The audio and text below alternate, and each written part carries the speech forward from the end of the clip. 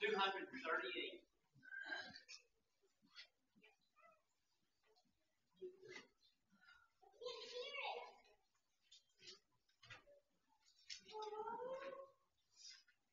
We enter into our afternoon worship period. We're going to be looking at temple building. We're going to look at the temple that Solomon had commands to build and try to do some application to ourselves along those lines. That is found in 1 Chronicles chapter 28, verses 9 and 10 is the basis of our worship. Both of this afternoon, 1 Chronicles chapter 28, verses 9 and 10. Before we begin, or to begin, I'm going to ask Roy if he'll lead us in prayer.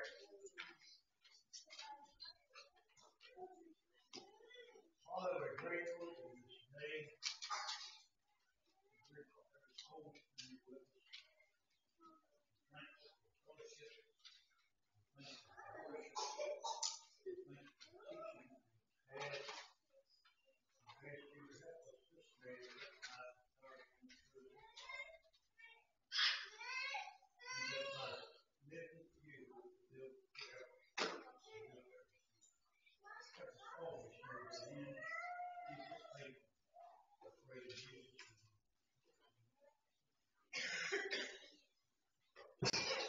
Temple building. Ephesians 2, verses 19 through 22 say, Now therefore ye are no more strangers and foreigners, but fellow citizens with the saints and of the household of God, and are built upon the foundation of the apostles and prophets, Jesus Christ himself being the chief cornerstone, in whom all the building fitly framed together groweth unto a holy temple in the Lord, in whom ye also are builded together for an habitation of God through the Spirit. God, through inspiration, tells us that in the New Testament, Christians are formed together to build a temple for God. And so we're in the construction business to some degree. All of us. I know there are some people here who are engineers, some who have been in the construction business, some who know a little bit about contracting and that sort of thing. So we've got a little information as far as how the building process goes. But we want to think for just a few minutes this afternoon about our responsibility to build up the temple of the Lord. And it's twofold as far as our building is concerned. Think about what it says in 1 Corinthians 3:17. It says, If any man defile the temple of God, him shall God destroy. For the temple of God is holy, which temple ye are. We are the temple of God. The church is the temple of God. But it's more than just that. If you look at 1 Corinthians 6 and verse 19, it says what? Know ye not that your body is the temple of the Holy Ghost, which is in you, which ye have of God, and ye are not your own.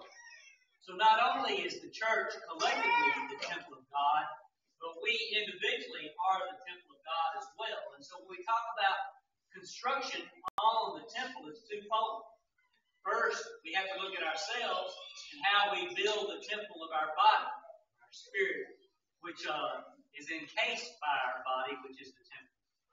And then secondly, we have to look at it from the standpoint of the Great Commission in Matthew chapter 28, where he says, Jesus says, go into all the world and teach the gospel to every creature.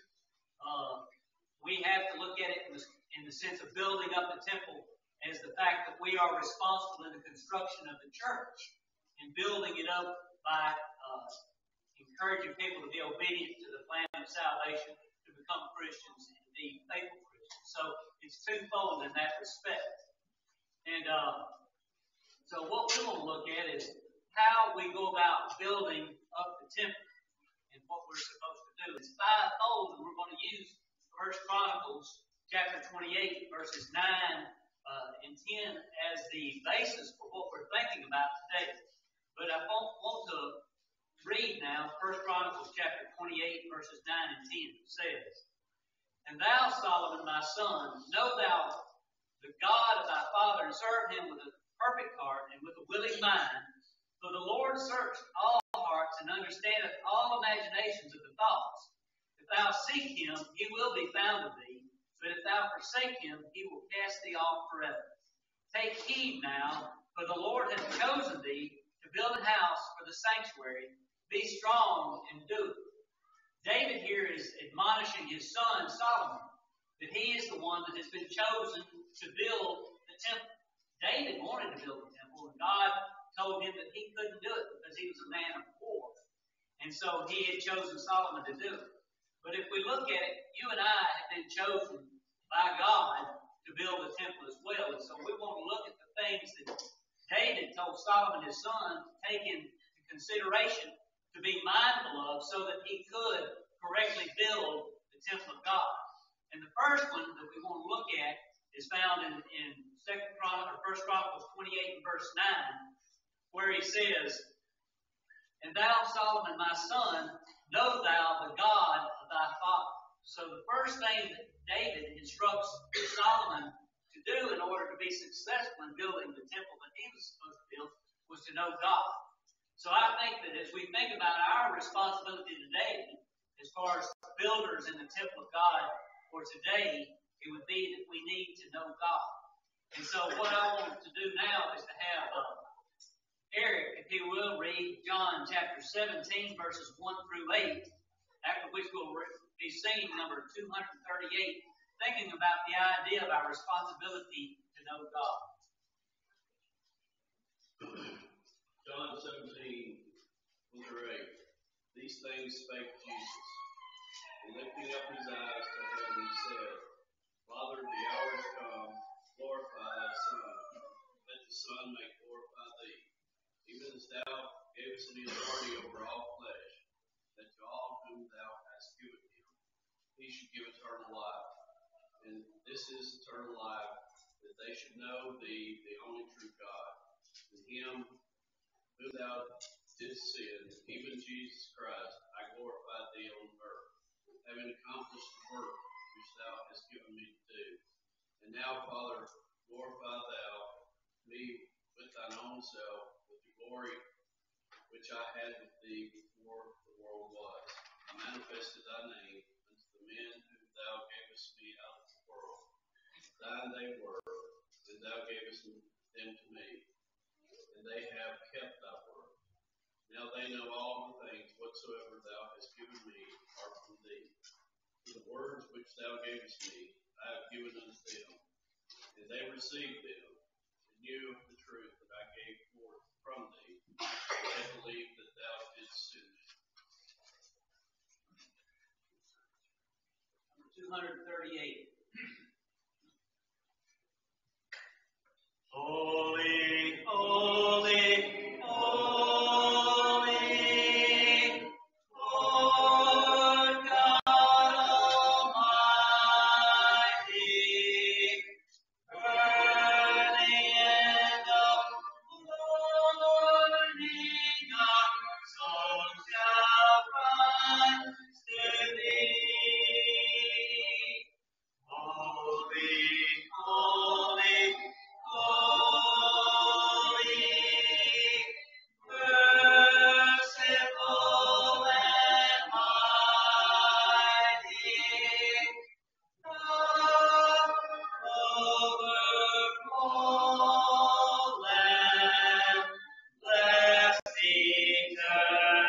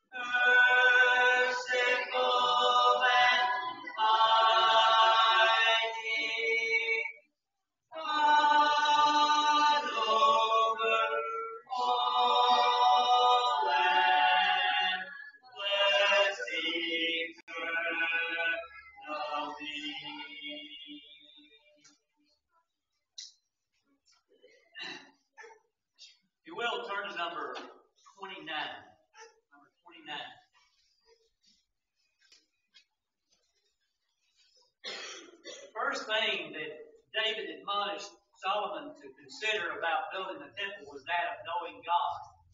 As we saw in the reading that Eric has done for us, we see that Jesus Christ came from God and brought the knowledge of God with him.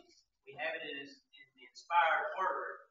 And Jesus commended those people whom he gave it to in person for being willing to hold on to that word in order to be faithful to God and to know God. So, in the example that we see of this in John 17, we can see that in being able to build the temple up today, the ability to do it is by knowing God and his word, things that have been delivered by Jesus Christ.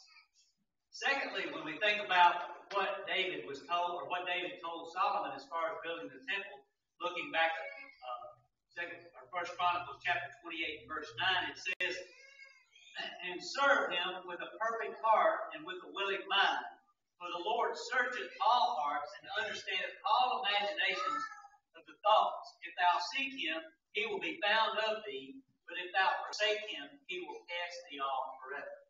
The second thing that I want us to think about as far as being able to build ourselves up spiritually speaking, individually and collectively as the church, as the temple of God, is David told Solomon that he had to serve God with his whole heart and with his whole mind. With that in mind, I want to have us to hear the reading from Matthew chapter 16, verses 24 through 27. Chandler will read that for us at this time.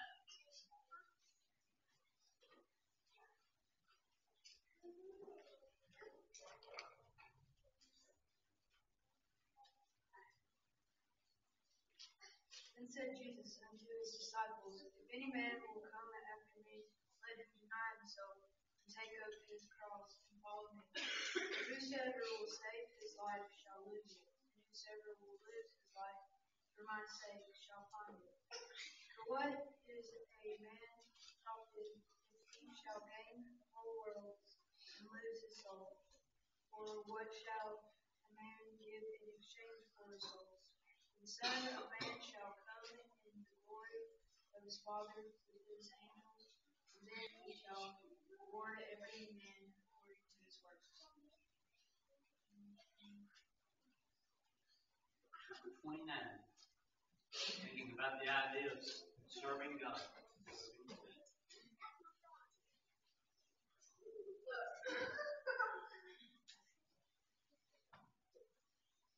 Oh, to Jesus I surrender.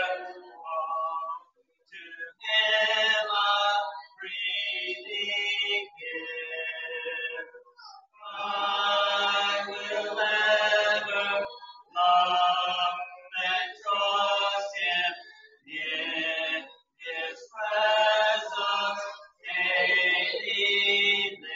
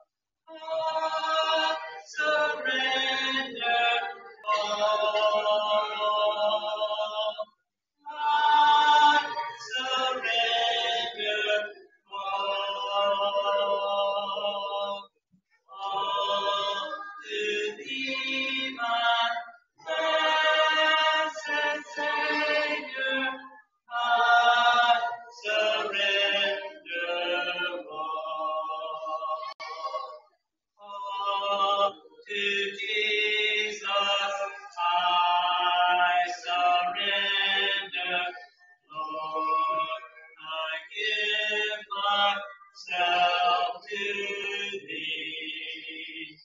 Fill me with thy love and power.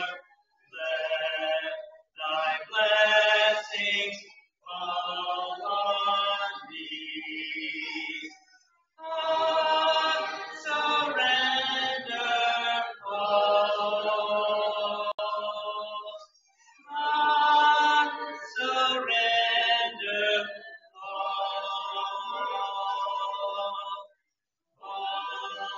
to thee, my blessed Savior.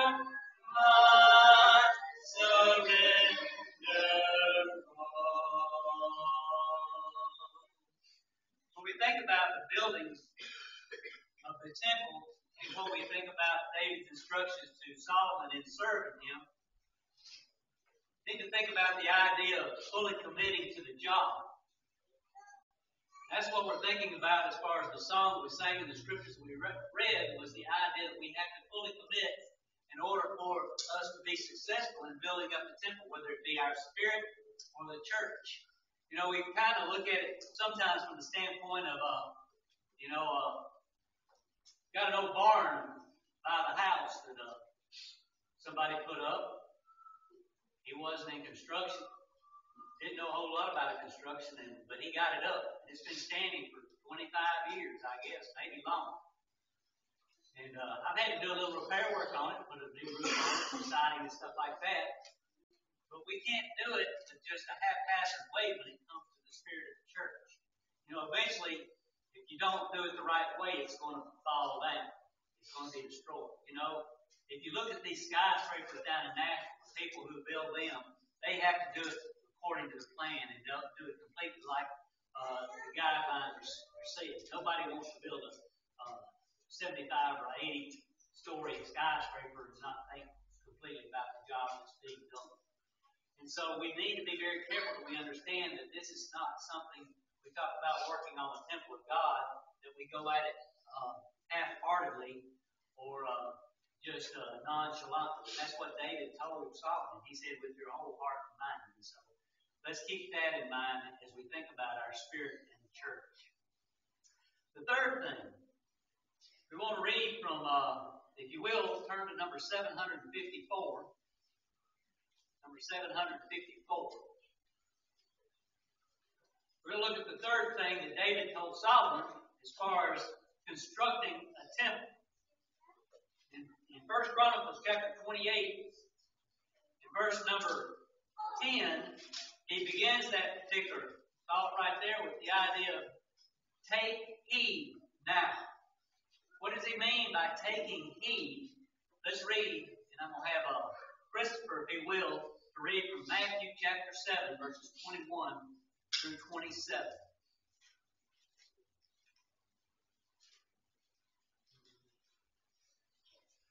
Not everyone that saith unto me, Lord, Lord, shall enter into the kingdom of heaven, but he that doeth the will of my Father who is in heaven. Many will say to me in that day, Lord, Lord, did we not prophesy by thy name, and by thy name cast out demons, and by thy name do many mighty works? And then will I confess unto them, I never knew you. Depart from me, ye that work iniquity. Everyone therefore that heareth these words of mine, and doeth them, shall be likened unto a wise man, who built his house upon the rock. And the rain descended, and the floods came, and the winds blew, and beat upon that house, and it fell not, for it was founded upon the rock. And everyone that heareth these words of mine, and doeth them not, shall be likened unto a foolish man, who built his house upon the sand. And the rain descended, and the floods came, and the winds blew, and smote upon that house, and it fell. And great was the fall thereof. And it came to pass then, when Jesus had finished these words, the multitudes were astonished at his teaching. 754.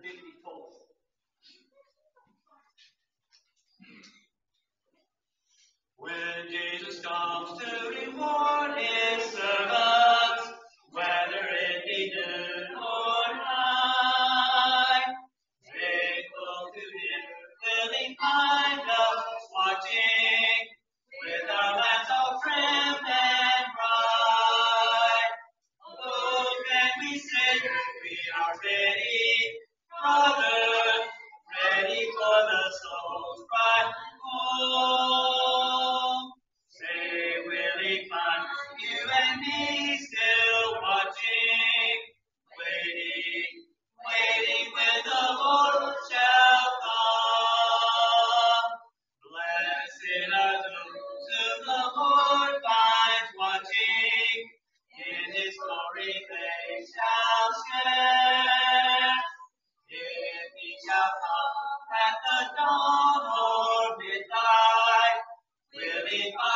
watching there.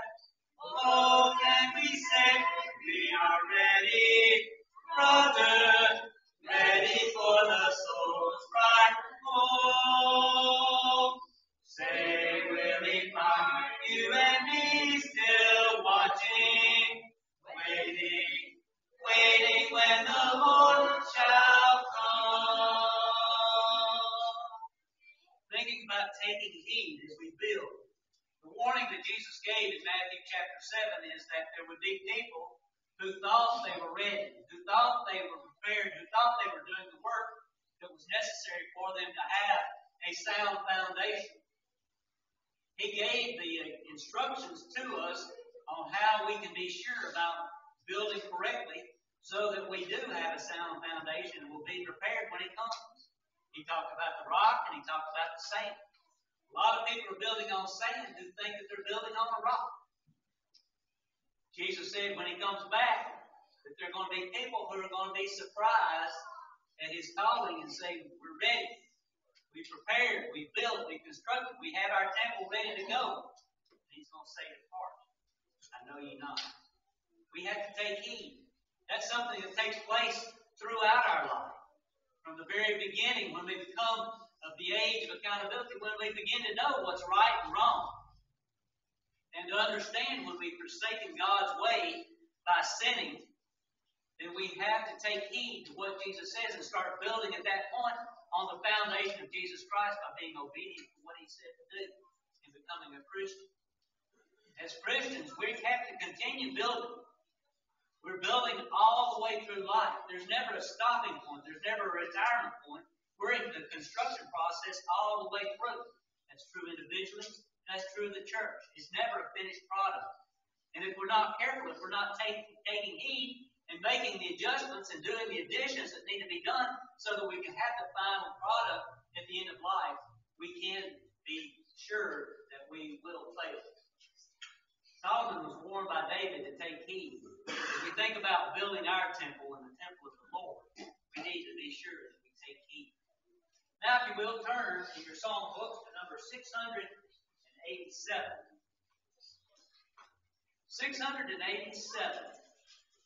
The fourth thing that David told Solomon to do in the building of a temple that we can take the admonishment from to build correctly in our lives as well. 687. Before we sing that song, I'm going to ask David, if you will, to read Ephesians 6:10 through 18.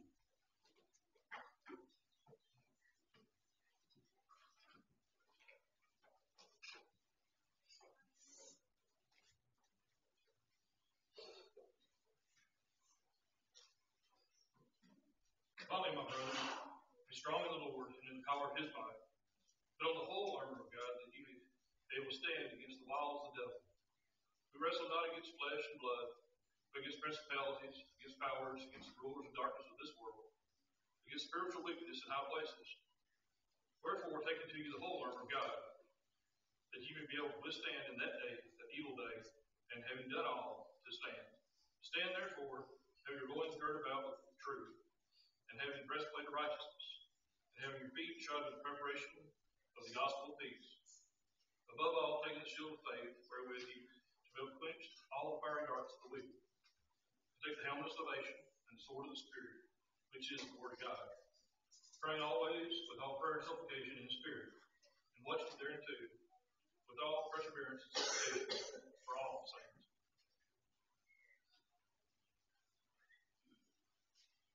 687.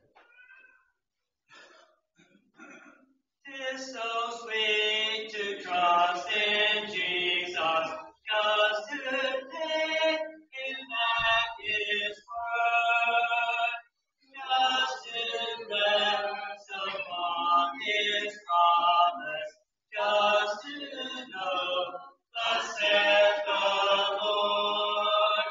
Jesus, Jesus, how I trust Him, how I prove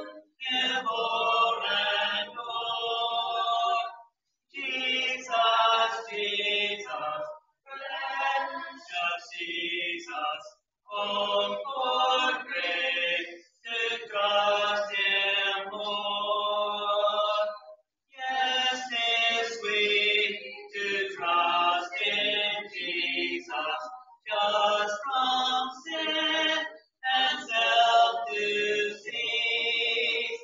Just from Jesus simply taking life and rest and joy and peace.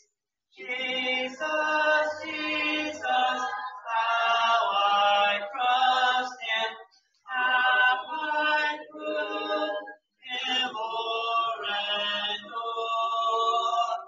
Jesus, Jesus, precious Jesus, oh, for grace to trust Him more. I'm so glad I learned to trust Thee, precious Jesus, Savior, friend. And I know that Thou art with me, wilt be with me to the end.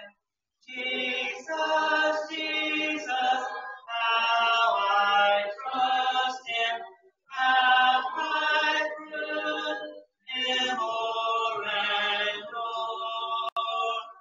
Jesus, Jesus, precious Jesus, oh, for grace to trust Him more. When you think about being strong, I want to ask you the question. I need to ask me the question. Am I strong? Are you strong? Can you answer that question in the affirmative? Talking about spiritually. There's some people who've got lots of muscles that are strong mentally in their abilities to debate and discuss and figure things out. But what we're talking about is, are you strong in the Spirit? Are you strong in the Lord? The passage that David gave us in his reading was the key to being strong in the Lord. Add to, or do these things, add to yourself the elements of the Christian spirit. That's how we go about doing it. And David didn't challenge Solomon in the sense of try to be or work towards it or that sort of thing. He said, be strong. It's a thing that we have to be. You know, when it comes to the construction of things, think specifically of a bridge. They just don't take any kind of metal out there and throw up a bridge, an expansion or something like that, but it's been tested to be able to withhold whatever weight level is going to be placed upon it. You know, I've gone down these old country roads that says weight limit 15 tons. But then you think about these big expansions like the Golden Gate Bridge and things like that, it has to be able to withhold more than 15 tons. And so they know specifically what has to be in that in order for it to be able to stand. And so when we talk about constructing our lives in the church, we can know what it takes to be strong. It's in the Bible. It's there for us. Many times the problem is that knowing it is not enough.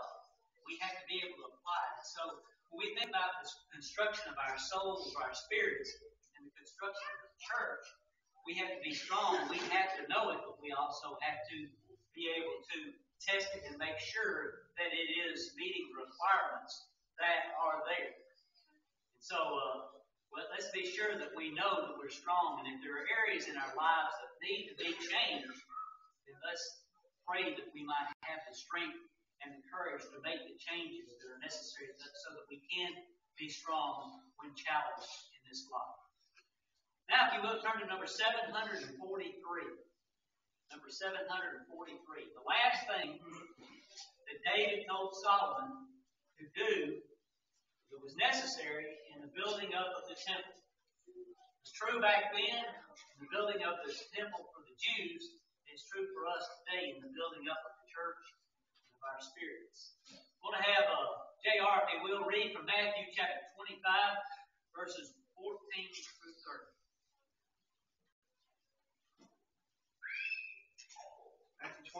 verses 14 through 30. For it will be like a man going on a journey who called his servants and trusted to them his property. To one he gave 5 talents, to another 2, to another 1, to each according to his ability. Then he went away, and he who had received the 5 talents went at once and traded with them, and he made 5 talents more. So also he who had the talents made 2 talents more. But he who had received the 1 talent went and dug into the ground and hid his master's money. Now after a long time the master and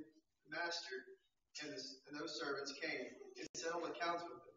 And he who had received the 5 talents came forward, bringing 5 talents more, saying, Master, you delivered to me 5 talents. Here I have made 5 talents more. His master said to him, Well done, good and faithful servant. You have been faithful over a little. I will set you over much. Enter into the joy of your master. And he also, who had 2 talents, came forward, saying, Master, you delivered to me 2 talents. Here I have made 2 talents more. His master said to him, Well done and good and faithful servant. You have been faithful over a little. I will set you over much. Enter into the joy of your master. He also, who had received the 1 talent, came forward, saying, Master, I knew you to be a hard man, reaping where you did not sow, gathering where you scattered no seed. So I was afraid and went and hid your talent in the ground. Here you have what is yours. But his master answered him, You wicked and slothful servant, you knew that I reap where I had not sown, and gather where I had scattered no seed. Then you ought to have invested my money with the bankers, and at my coming I should have received what was my own with interest. So take the talent from him and give it to who has the 10 talents. For to everyone who has his will more be given, and he will have an abundance. But for the one who has not, even what he has will be taken away. And cast the worthless servant into the earth. In that place there will be weeping and gnashing.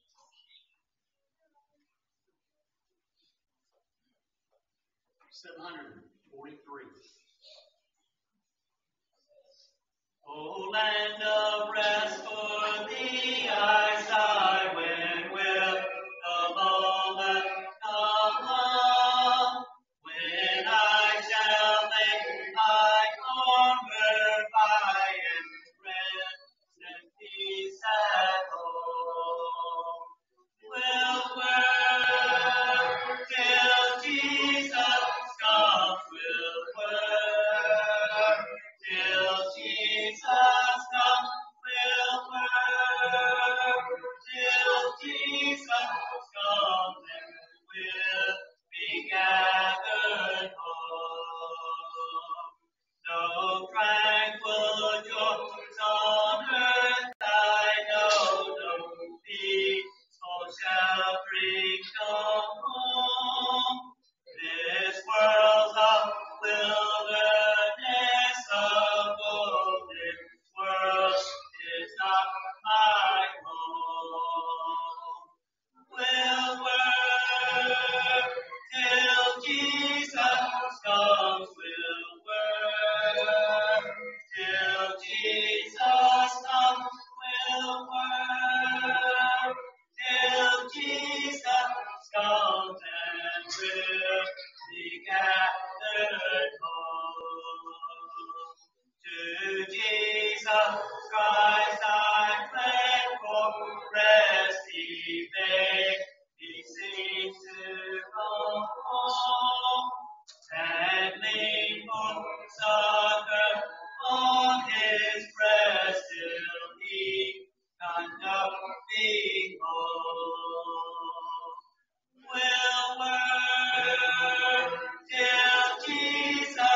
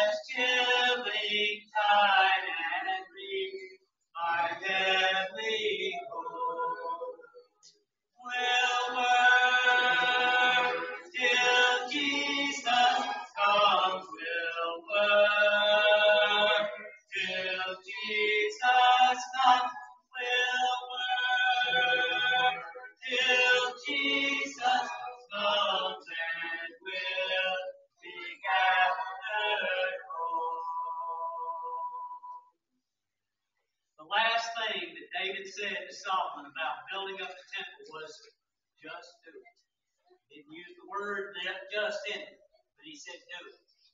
And when we look at the passage in Matthew chapter 25, it's interesting to note that when the man that had been given the 5 talents received his talents, it says that he immediately went out and invested.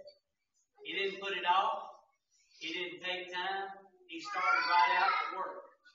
And so, when we think about our soul and our responsibilities to the church and those sort of things, a lot of times people think, well, I need to grow a little bit more. I need to expand myself before I can do something else, or I just don't have the time or ability. And so they put it off. And in respect to that, think about what happened with the man with the single talent. He didn't go to work. He didn't make application right off and use what he'd been given. And so fear set upon him, and he never was able to accomplish what was needed to be done with the things that he had been given. And that's true with anything in life. If you look at all the blessings that you have, and I've heard this saying, if you don't use it, you'll lose it. That's the true thing in life, as far as that goes. And so what David was telling Solomon is, when it comes time, you do it. Don't put it off. And so we need to be careful that we do what we need to do in line of what we're being instructed here. So what are the things that we need to be aware of as far as building the temple that are taught to us in 1 Chronicles chapter 28, what David told Solomon? What was the first one? Know God. What was the second one? Serve God. What was the third one? Take heed. What was the fourth one? Be strong. The fifth one was do it. We will apply these 5 pillars to principles of spirituality in the church. We will be successful. Solomon did a glorious thing. It was one of the wonders of the world because he did what David instructed him to do. By inspiration, we're instructed the same thing. And if we will be successful in building our spirits to what God would have them to be, and to build the church to bring glory and honor to God as He would have it to be, if we'll apply those things, we will be successful. Let's think for just a minute about this. If you will, before we go there, I want you to turn to number 762. Number 762. We're going to use that as a hymn of invitation as we consider what we talked about for just a few minutes in our worship this afternoon. David instructed Solomon. Solomon followed the instruction and he built a glorious temple. Has anyone been to see the temple today? It's gone. This temple that Solomon built was temporary. As glorious as it was, as much as it was put into it, it was gone. That was something that was temporary in nature. What we're talking about is something that's eternal in nature. So much more important that we pay attention to the things that we've talked about today, because what we're talking about in building our temples, the temple as the church, are eternal in nature, and they will never be destroyed. Jesus said this about it in Matthew 16, verse 18. I say also unto thee that thou art Peter, and upon this rock I will build my church, and the gates of hell shall not prevail against it. Jesus said when he laid the foundation for the church with his life, that beginning would never end. Nothing, even the power, the spiritual powers of hell and the devil, could destroy it. So when we are chosen to build the temple of the Lord, we're being chosen to build something that's going to last forever. That's true of our spirit as well. Think about this, what it says in Revelation 3 and verse 12 about the temple. Think about our eternity. It says in Revelation 3 and verse 12, He that overcometh will I make a pillar in the temple of my God, and he shall go no more out, and will write upon him the name of my God, and the name of the city of my God, which is New Jerusalem, which cometh down out of heaven from my God, and I will write upon him my new name. If we make it to eternity and are saved, we will be a part of that eternal temple in the heavens that was planned from the beginning by God in Christ Jesus. That was written in Revelation 3 to a particular church that was called Philadelphia. If you know the 7 churches in Acts 2 and 3, or Revelation 2 and 3, most all of them, when they were described, they were told the good things that they did, and bad things were pointed out. Not so in Philadelphia. Philadelphia was a church that was praised by God for being faithful. What he said to Philadelphia in the end, he that overcometh, I will make a pillar in the temple of my God, and he shall go out no more. That's what we're talking about here. Building our temple in this life. Building the church, the temple of God in this life, so that when we are through in this life, we will be a part of that glorious eternal kingdom that will last forever and ever. Are you prepared? Are you working on your temple daily? Do you see flaws in your temple because of sin that needs to be corrected? Are you working diligently to build up the temple of God, the church of Christ? Or are you being lax in that? Our eternal destiny is determined by how hard we work towards accomplishing the most and the best that we can in building up these 2 things that are called the temple. If you see a flaw, if you see sin in your life and you need to make a correction, not a Christian, I encourage you to become a Christian. Obeying what Jesus said and repenting of your sins and being baptized. If you are a child of God and you've not been faithful in your work for the Lord, building, constructing, helping to construct the church, you've been unfaithful in your life in a way that might be something that people see as derogatory, tears down the church. I hope and pray that you'll recognize that and confess it and repent of it, as publicly as it is, and pray God that He will forgive you.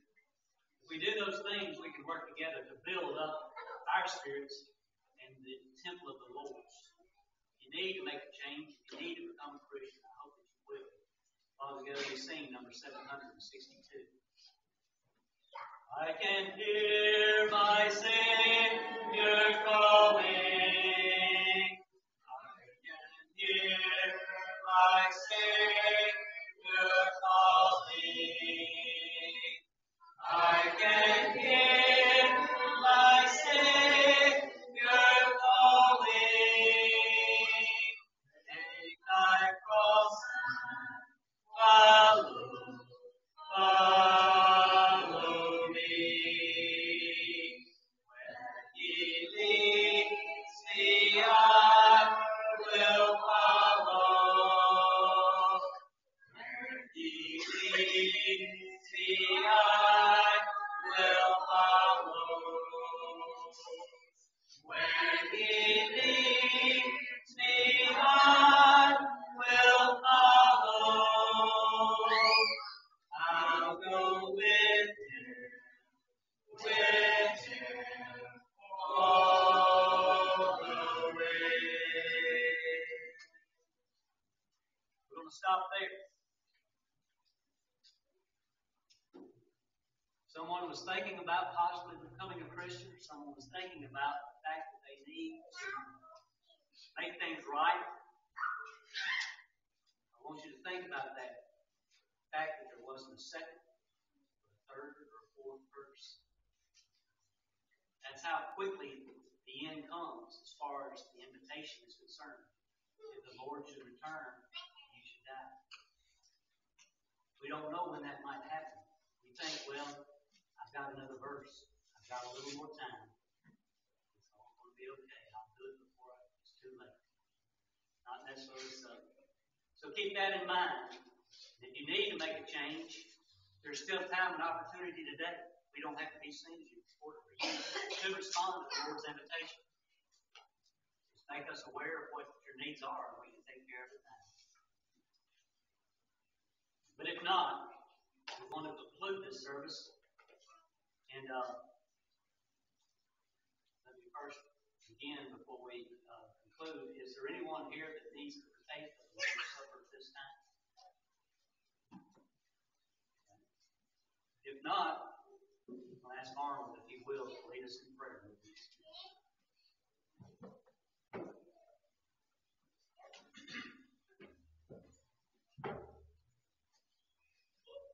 Father, thank for another time we can come together and worship today. Would you please be with the sick among us, especially the ones in some announcements. Also, the prayers we're going to talk about this time. Be with our game and shut-ins. Please be with our government leaders. Please be with our way. Help us in our everyday walk of life. Please we should. And we ask you please forgive us of our sins. In Christ's name, amen.